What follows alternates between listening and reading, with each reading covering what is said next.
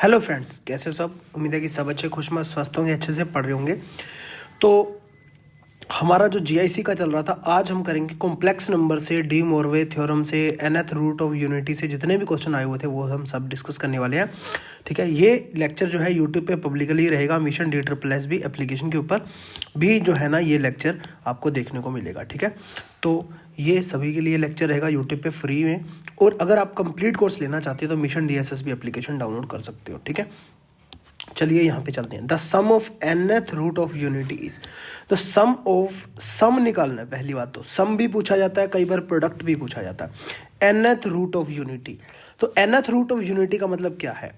जैसे मान लीजिए a की पावर n है इज इक्वल टू 1 है, तो यहाँ a इज इक्वल टू 1 की पावर 1/n आएगा। ठीक है ना, तो यही है nth रूट ऑफ यूनिटी, जिसके अंदर अलग अलग मेरे रूट निकलेंगे।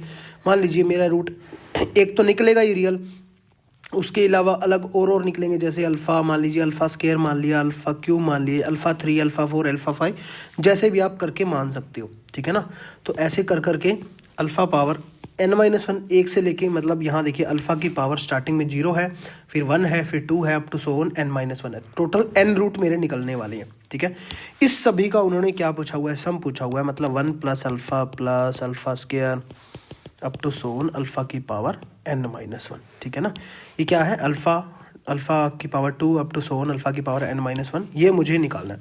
अब यहाँ देखिए एक जीपी सीरीज़ बन रही है। जीपी सीरीज़ से इसका सम क्या आ जाता है मेरा। जीपी सीरीज़ में क्या होता है, a टाइम 1 माइनस आर की पावर n अपॉन में 1 माइनस आर की पावर n। तो यहाँ पे फर्स्ट टर्म मेरी 1 है, r मेरा क्या है, अल्फ़ा को डिवाइड करूँगा 1 से तो अल्फ़ा ही आएगा, अल्फ़ा की पावर n ही आ जाएगा, क्योंकि टोटल नंबर ऑफ टर्म कितनी n ही है। ठीक है, 1 माइनस आर, 1 माइनस अल्फ़ा। ठीक है, nth रूट ऑफ यूनिटी के अंदर हम कैसे करते थे, यहाँ देखिए इसको मैं क्या लिखता हूँ, 1 माइनस अल्फ़ा की पावर n। अल्फ़ा हम रूट्स कैसे निकालना करते थे, e की पावर आयोटा 2π/n।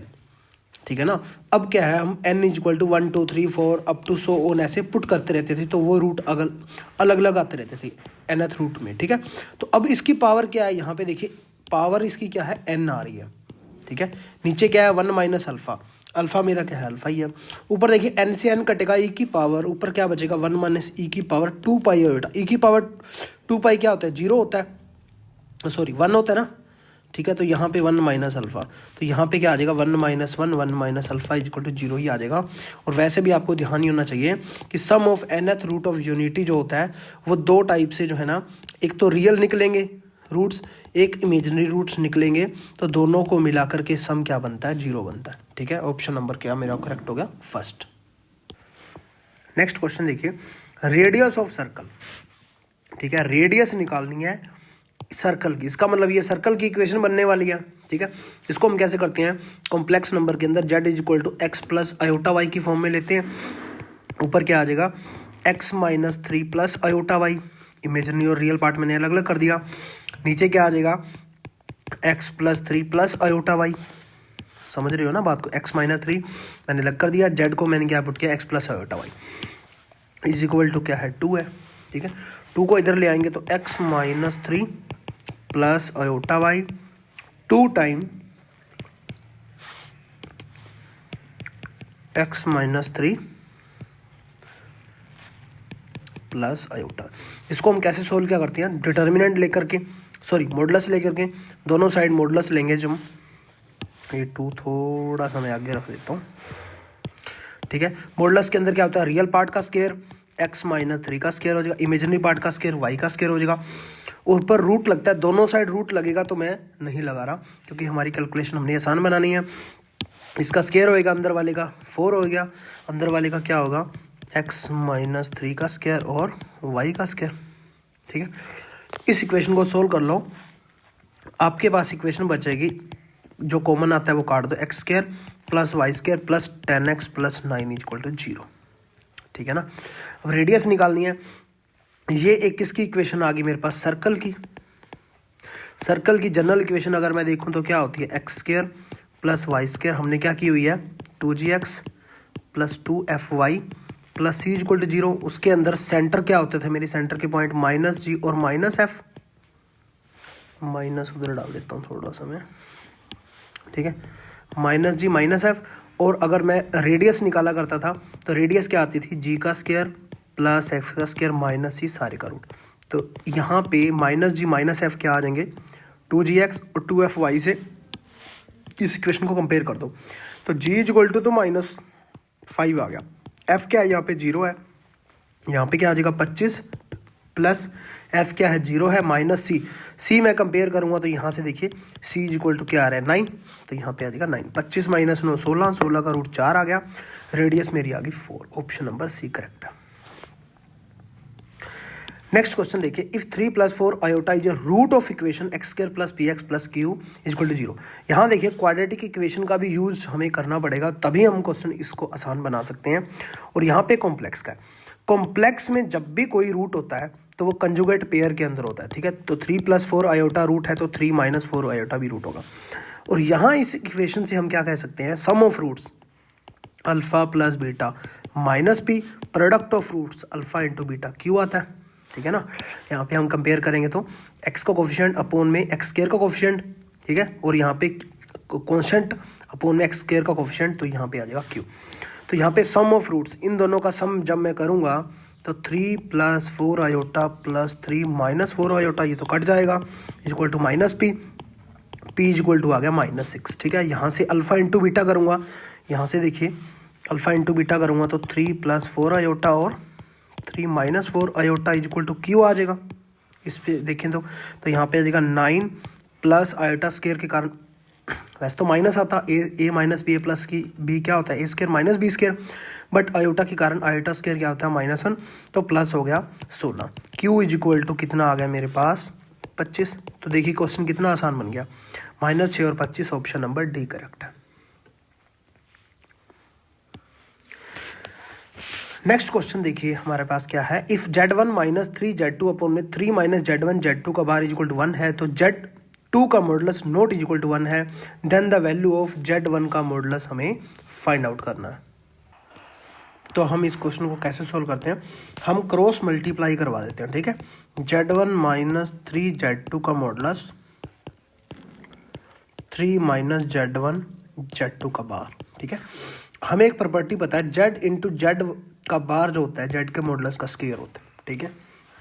यहाँ तो कोई प्रॉब्लम नहीं, बोथ साइड मैंने स्क्वेयरिंग कर दिया, ठीक है। स्क्वेयरिंग कर दी तो हम इस फॉर्म के अंदर अब लिख सकते हैं, तो z1 - 3z2 इंटू में z1 का बार -3z2 का बार, ठीक है, ऐसे लिख सकते हैं, इज इक्वल टू यहाँ देखिए 3 - z1 z2 का बार, 3 - z1 का बार, z2 के बार का बार आएगा तो z2 रह जाएगा, ठीक है ना, इसके बार का बार आएगा तो z2 रह जाएगा, ठीक है। हमने इस फॉर्म के अंदर खोल लिया इसको, स्क्वायर को z इंटू जेड के बार के अंदर खोल लिया।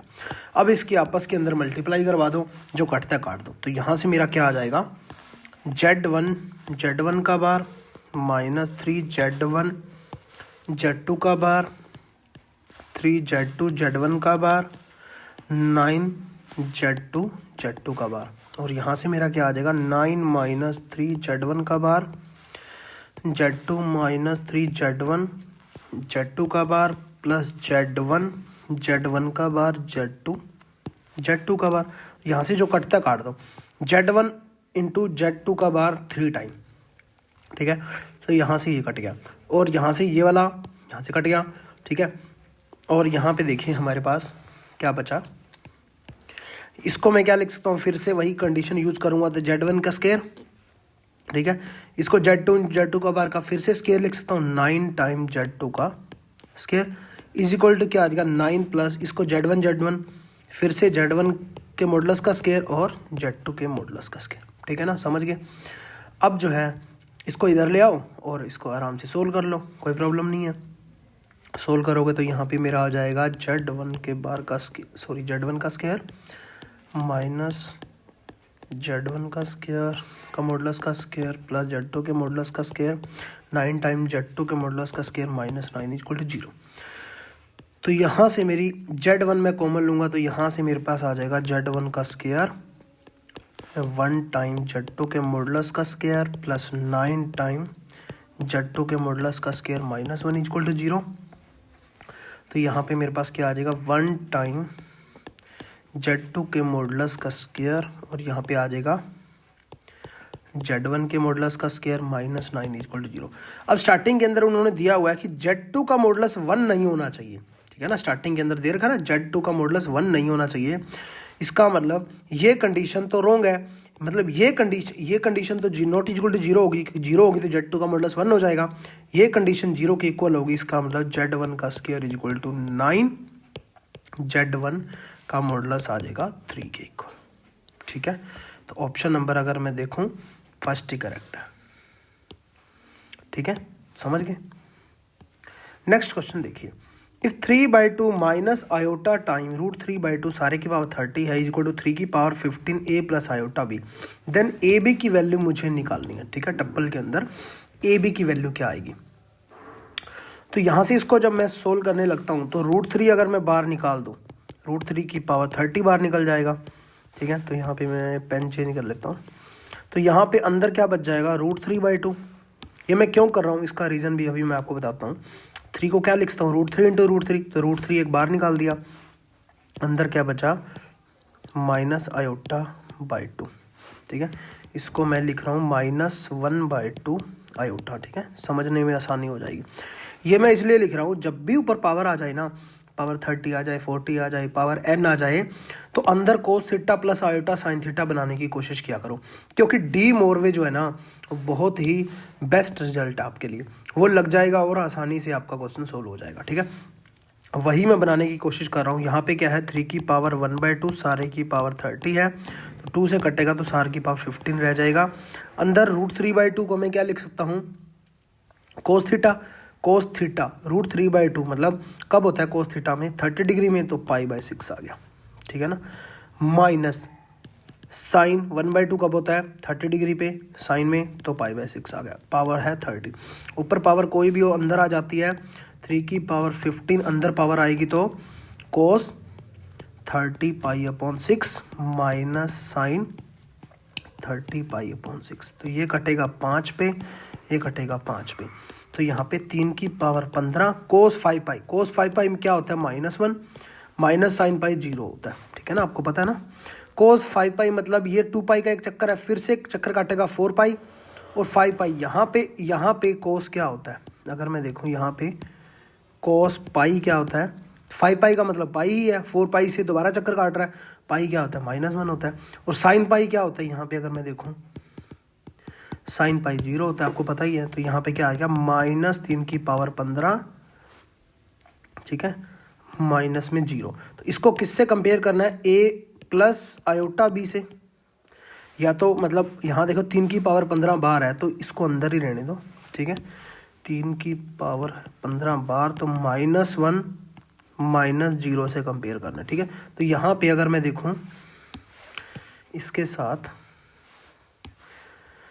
3 की पावर 15 जो हमें गिवन है 3 की पावर 15 इंटू में a प्लस आयोटा b, इसको साथ में 0 आयोटा लगा सकता हूँ। तो यहाँ से a की वैल्यू मेरी आई -1, b की वैल्यू आई मेरी 0। इसको टप्पल में लिखना होगा तो -1 और 0 लिख सकते हैं। ऑप्शन नंबर अगर मैं देखूँ तो कौन सा करेक्ट हो गया,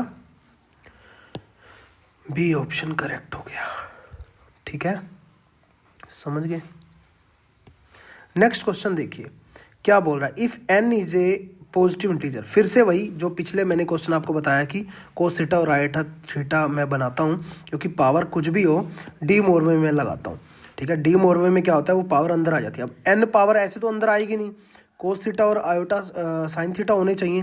तो यहाँ से मैं क्या करता हूँ, हम करते हैं 2 से मल्टीप्लाई कर देते हैं और 2 से ही अंदर डिवाइड कर देते, 2 की पावर n हो जाएगा बाहर और नीचे 2 प्लस 1/2 आयोटा सारी की पावर n, ठीक है।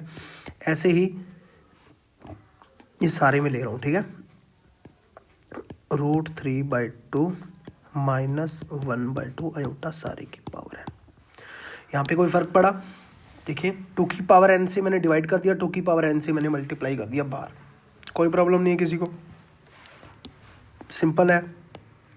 अब जो है डी मोरवे लगाएंगे, ऊपर पावर n है, अंदर कोस थीटा बन जाएगा, ये √3/2 क्या बन जाएगा मेरा कोस पाई बाय 6, ऊपर पावर n है तो n भी साथ में आ जाएगा, ठीक है। प्लस में 1/2 साइन आयोटा साइन क्या बन जाएगा, पाई बाय 6 इंटू में n भी अंदर आ जाएगा। प्लस में यहाँ देखिए cos n pi by 6 minus iota sine n pi by 6, ठीक है ना। समझ गए बात को, साइन वाले दोनों कट जाएंगे, आंसर क्या आ जाएगा 2 की power n into 2 time cos n pi by 6। ये 2 की पावर 1 है, वो 2 की पावर n है, तो बेस से में पावर ऐड हो जाएगी, 2 की power n plus 1 cos n pi by 6, ठीक है। समझ गए, ऑप्शन नंबर फर्स्ट करेक्ट है। नेक्स्ट क्वेश्चन देखिए, if z is a purely real number such that real part of z less than 0 है, ठीक है। z क्या है, एक प्योरली रियल नंबर है, रियल नंबर है पहली बात तो, और रियल पार्ट उसका जो 0 से छोटा है। आर्गुमेंट ऑफ z हमें फाइंड आउट करना है। तो यहाँ तो जब जो मैंने आपको लेक्चर के अंदर करवाया हुआ कॉम्प्लेक्स के अंदर कुछ सोचना भी नहीं था, ठीक है। कोऑर्डिनेट एक्सिस मैंने बनाने थे, और यहाँ पे रियल पार्ट है, मतलब x जो है x डैश है, y है y डैश है, ठीक है। यहाँ पे मेरा क्या होता है x पॉजिटिव, यहाँ पे मेरा होता है नेगेटिव, मतलब रियल पार्ट ऑफ z जो है रियल पार्ट में है, ठीक है। y तो वहाँ 0 होगा और कुछ ना कुछ यहाँ पे होगा, मतलब इस टाइप से होगा कुछ ना कुछ, x प्लस 0 आयोटा टाइम से कुछ ना कुछ होगा, ठीक है। इस टाइप से ही होगा कुछ ना कुछ। तो यहाँ पे ax मान लेते हैं, ठीक है, माइनस टाइम आएगा ना, यहाँ भी माइनस a प्लस 0 आयोटा मान लेते हैं, ठीक है। यहाँ पे कहीं ना कहीं होगा, तो यहाँ पे डायरेक्ट ही हमारा आर्गुमेंट अगर मैं देखूँ तो क्या बन रहा है, पाई, ठीक है ना, डायरेक्ट मैंने करवाया हुआ है आपको। तो आर्गुमेंट z का क्या आएगा, सिंपल है, जब रियल पार्ट लेस देन 0 है, नेगेटिव है और प्योरली रियल है, तो वहाँ पे हमारा क्या बनेगा आर्गुमेंट, पाई। और दूसरे तरीके से आप ऐसे सोच सकते हो जो हमने किया था, कि हम क्या करते थे ना, tan inverse y by x, ऐसे करेंगे तब भी मेरा देखिए tan इनवर्स y क्या है, मेरा 0 है, 0 बाई माइनस है, कुछ भी हो तो 0 ही आना है। और सेकंड क्वाड्रेंट के अंदर, फर्स्ट क्वाड्रेंट के अंदर थीटा का थीटा आता था, सेकंड क्वाड्रेंट के अंदर पाई माइनस थीटा आता था, थर्ड क्वाड्रेंट के अंदर थीटा माइनस पाई आता था, फोर्थ क्वाड्रेंट के अंदर 2 पाई माइनस थीटा या माइनस थीटा, ठीक है। सेकंड क्वाड्रेंट के अंदर है पाई माइनस थीटा, तो आंसर क्या आ जाएगा, पाई माइनस 0, आंसर आएगा पाई, ठीक है। तो पाई मेरा इसका आर्गुमेंट है, ऑप्शन नंबर कौन सा, डी करेक्ट है, ठीक है। समझ गए, तो उम्मीद है कि आपको अच्छे से समझ में आ गया होगा। जीआईसी के जितने भी क्वेश्चन हैं हम कंप्लीट सोल्यूशन कर रहे हैं, ठीक है। कुछ वीडियो मैं यूट्यूब पे अभी पब्लिकली कर रहा हूँ, जो भी हम सोल्यूशन कर रहे हैं, ठीक है। बाकी कंप्लीट कोर्स चाहिए तो एप्लीकेशन डाउनलोड कर लेना, मिशन डिजिटल प्लस भी, उसके अंदर आपको कंप्लीट कोर्स मिल जाएगा, ठीक है। टेस्ट सीरीज मिल जाएगी, PDF फाइल मिल जाएगी, डेली डाउट सेशन है, ठीक है। और किसी ने अगर कोर्स लिया हुआ है, इसको कोई प्रॉब्लम आ रही है, तो इस नंबर पर हमारे से कॉन्टैक्ट कर सकता है, 70 562 43 289, ठीक है, 7056243289। कोई भी प्रॉब्लम है उसका हम सोल्यूशन जरूर करेंगे आपका। जय हिंद, जय Bharat, thank you, thanks for watching.